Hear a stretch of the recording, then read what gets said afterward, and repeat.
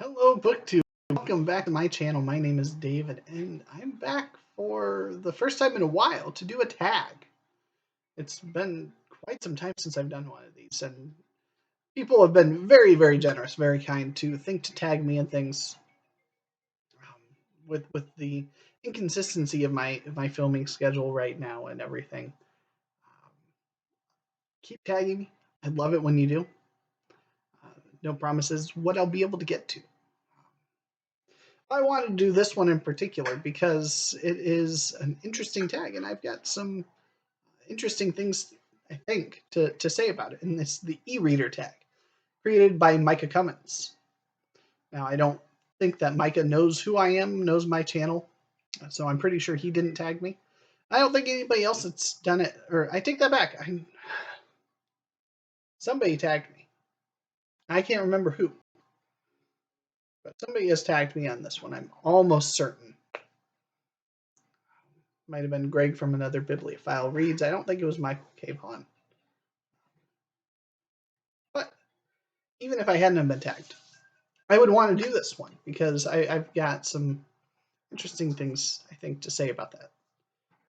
Particularly here with number one. What was the first e-reader you ever owned? Now, you know me, I don't do the research ahead of time. It was one of the very, very early Barnes & Noble ones that came out, one of the early Nooks.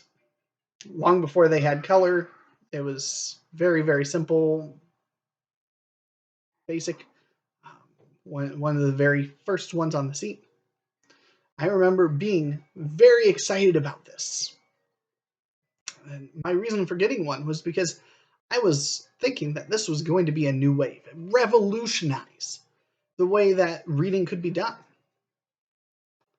And to an extent, it has. A lot of the talking points that you hear people say about e-readers is true. You know, the benefit of at the palm of your hand, you can walk out and take with you 1,000 books. That if you're a mood reader, you'll never have a shortage of options. You don't have to pack a whole suitcase full of books to go on a trip or a vacation or anything of that nature. It's all right there at the palm of your hand. So I was very much an eager convert. That's the next part. Were you a reluctant convert or an eager one? I was very, very eager for it. And you'll notice I'm saying was. So, question two, what e-readers do you use now and what e-readers do you own? I use my phone if I'm doing any e-reading, and even that is minimal right now. The problem with using your phone as an e-reader is twofold. One, I mean, it's even though the phones are getting bigger and bigger, you know, this is a really small screen to be doing things on. In terms of reading for long periods of time, I'd prefer something a little bit bigger, a little lightweight thing in the palm of my hand. I miss having the e-readers where they had the little click buttons along the sides to turn the page. Those were nice. But, you know, I do a little bit of e-reading on this. Number three, do you read digitally on multiple devices or always on the same device? The same device. That's the only one I own. I even went looking to see if I still had one of my old e-readers, and I don't. The closest I found was a Verizon, I think it was an Ellipsis tablet, that I tried plugging in to charge, and it does not charge at this moment. So I might have to go take it to the Verizon store, see if they can't get it up and running for me, or what the case is on that. But I don't have an e-reader, and I go back and forth on whether or not I want one.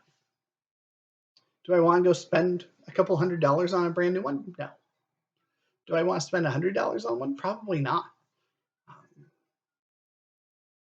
But at the same time, I think I probably would read a little bit more if I had a dedicated e-reader that I could take with me. Because the problem with having it all on your phone is not only that small screen, but the distraction that the phone can have. You get a text message, you get a notification of something, an email, a score to a sports game, whatever the case may be. And if you take the time to go and check that, it might be an hour before you get back into reading. So having that phone is so much of a distraction because there's so many things that just pull at your attention and draw you in away from what you want to be doing. And even when I have those days where all I want to do is sit down and read a book, sometimes that just happens. And it drives me nuts. I think having a device that only serves as an e-reader would be such a benefit to being able to do that a little bit more often. I still have, from my early days with the Barnes & Noble Reader, probably 200 or so at least ebooks on my device that I can pull up. And over half of those, I think, are Barnes & Noble Classics back when they were giving them away, several away each week for free. I was so happy to pick them up.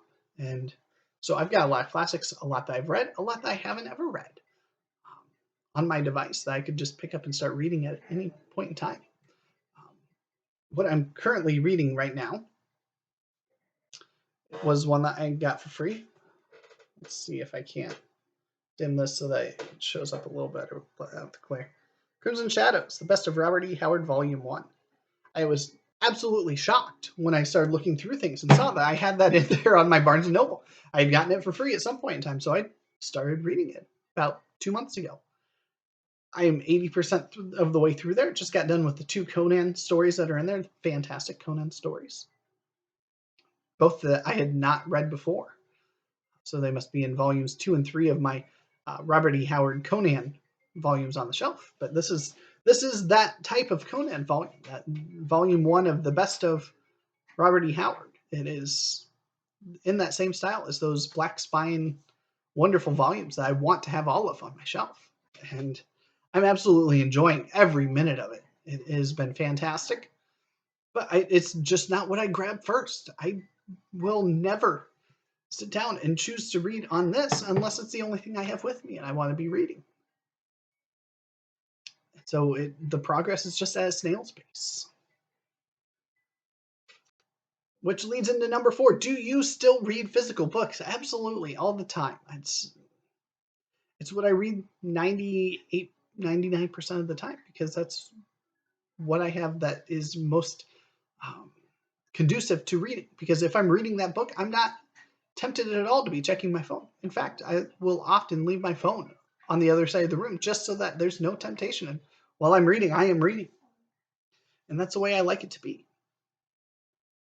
So, if so, how do I decide which format to read a certain book in? I will always read it in physical book unless there is the small chance that I'm instead listening to it as an audiobook through the library programs, the Libby, the Bridges, the Overdrive, whatever app your particular library happens to have. I listen to audiobooks on my phone all the time, every day on my commute to or from work. I'm listening to audiobooks, and right now I'm listening to a shorter science fiction book, Space Station Down. And just earlier today, I had Noor from Nnedi Okorafor come through. So I've got about 2/3 of Space Station Down. I'm enjoying it tremendously so far. That's by Ben Bova and who else? Ben Bova and Doug Beeson. And it's only a 9-hour audiobook, so it's flying right by. And Noor by Nnedi Okorafor is only 7 hours. So I expect to finish both of those in the next week or two. So number 5, what is something you dislike about reading ebooks? My biggest pet peeve with ebooks, and the biggest thing that drove me away from them and back to physical books, was reading books where they have notes and being able to flip back and forth. This started, I think, with trying to do some of my Bible reading. They have footnotes and endnotes and whatnot. And at the time, the ability to jump back and forth was not nearly as seamless as I imagined it is now today. You get books that are just formatted really wonky. They had, you could go and download tons and tons of free or dollar ebooks, things that are in the public domain, and they would be just absolute garbage on their formatting, and so that it was hard to read them. And this was in the early days of the ebook, so I don't doubt that it's better. But the other biggest factor that keeps me from taking that plunge is the price. Yes, I could go and get an ebook for a little bit cheaper than getting the paperback. But when I'm looking at a $15 paperback and the ebook is $12 or $13, what the hell is the difference? Ebooks were supposed to be a way to have it accessible in your hands at a reasonable price. I've never understood the pricing model that they go with. If every ebook out there that you could imagine was $5 or less, I would be on board 100%. Because there's not much that you get back in a secondary market for books. But at the very least, when I'm done reading a book, I can go and take it and put it in a little free library. Or I can give it to a friend that I think is going to like it. I can send it off to somebody that's on BookTube that I think might enjoy it. If it's an ebook, I can't do that. I get none of that benefit back. It will just sit there until I eventually want to read it again, which is unlikely for some of these books, or until the end of time. I mean, it's if the prices were realistic and you didn't have to just wait for a sale to be able to grab a good book that's less than 50 years old for $3 or less, you shouldn't have to wait for a big flash sale on a book to be able to snag it for a reasonable price. I could just go put in a library loan on a book that without paying any kind of money. I could go to my library right now, tell them I want this book by this author, wait a week or two, maybe a month at most, go give them $1 for that book that they had to get from a different library and be able to read it and give it back when I'm done. E-readers just don't have that. Yes, the whole I can do, instead of audiobooks, I can do the ebooks too through that library program. It's against the point. I wish that the pricing model would get into a realistic place. I don't think it ever will. That's disappointing. Number 6, would you ever ditch physical books completely and become a sole ebook reader? Probably not. I can't imagine a time or place where that is possible because there's just no real benefit to doing that. Part of the fun when you don't know what to read is to walk through and start looking and see what happens to catch my eye. Hey, The Adversary by Julian May. Let's pick it up. Let's see what it says. Okay, well, this sounds interesting. Let's sit down and read a chapter, and then I can put it back. The ability to browse my shelves, to browse the library shelves, to browse the bookstore shelves. Trying to browse through the Kindle store or the Barnes & Noble ebook store is no replacement. They aren't the same. And I don't want to go browse around a bookstore and then take the time. Oh, okay, let's try to find it here. Oh, okay, yeah, it's about the same price. Maybe I'll download a free sample. I wish it was better. Where do you get your ebooks? Kindle store, library loans, third-party websites?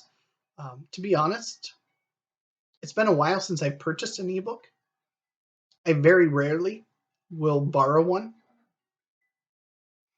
Now, the whole BookTuber recommends, the first 2 things I'm checking are my local libraries and the library app on here to see if those are available through that. If not, it'll be an interlibrary loan if I don't already own it. But the most recent ebooks I've gotten have been from BookTube's one and only Steve Donahue, who graciously sent me a couple of things, and I'm more than ecstatic for it. And I'm trying to finish that Conan in the back of my mind, I want to finish it because then I could go and pull up, a book that Steve sent me. He sent me a copy of Meg, which I don't know anything about, but he sent it, and I want to check it out because I take that as Steve's recommending this. He sent me some copies of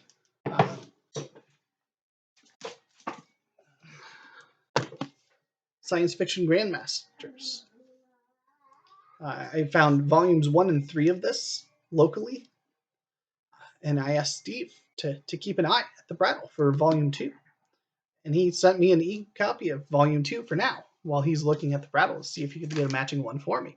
And that was incredibly generous of him, because volume 2's got so many of the authors I would want to check out. Ray Bradbury's in volume 2. Of course I want to read the Ray Bradbury that's in there, see what's in there. I think that's the one that also has Alfred Bester. I'd love to read some more Bester.